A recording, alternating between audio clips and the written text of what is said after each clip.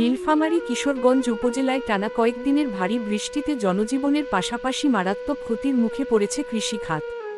অবিরাম বৃষ্টিপাত ও উজান থেকে নেমে আসা পানির চাপে নদীর পানি বৃদ্ধি পেয়ে বিস্তীর্ণ এলাকার ধান ও ভুট্টা ক্ষেত তলিয়ে গেছে। স্থানীয় সূত্রে জানা গেছে, উপজেলার বিভিন্ন ইউনিয়নের নিম্নাঞ্চলে লাগানো বোরো ধান ও ভুট্টা ক্ষেত ইতোমধ্যেই পানির নিচে চলে গেছে। অনেক কৃষকের ভুট্টা ক্ষেত মাটিতে লুটিয়ে পড়ার পর তা পানিতে ডুবে গিয়ে ব্যাপক ক্ষতির আশঙ্কা তৈরি হয়েছে।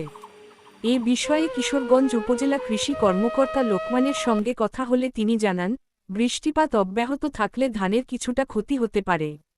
আর আগের ঝড় বৃষ্টিতে প্রায় ৩০ হেক্টর জমির ভুট্টা ক্ষেত মাটিতে পড়ে গেছে, যা এখন পানিতে তলিয়ে আরও ক্ষতির ঝুঁকিতে রয়েছে।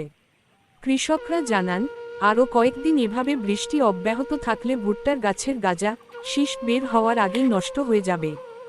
এতে ফলনের সম্ভাবনা কমে গিয়ে বড় ধরনের আর্থিক ক্ষতির মুখে পড়বেন তারা।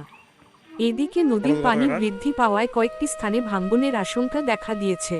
নদীপাড়ের জমিতে রোপণ করা ধান ইতোমধ্যেই পানিতে তলিয়ে যাচ্ছে। এতে করে নদীসংলগ্ন এলাকার কৃষকদের মধ্যে চরম উদ্বেগ বিরাজ করছে। ক্ষতিগ্রস্ত একাধিক কৃষক জানান, আমরা অনেক কষ্ট করে জমিতে ধান ও ভুট্টা চাষ করেছি, কিন্তু টানা বৃষ্টিতে সবকিছু পানির নিচে চলে যাচ্ছে। এভাবে আর কয়েকদিন বৃষ্টি হলে আমাদের বড় ধরনের ক্ষতি হয়ে যাবে। স্থানীয় কৃষি কর্মকর্তারা পরিস্থিতি পর্যবেক্ষণ করছেন বলে জানা গেছে। তারা জানান, আবহাওয়া পরিস্থিতির উন্নতি না হলে ক্ষয়ক্ষতির পরিমাণ আরও বাড়তে পারে।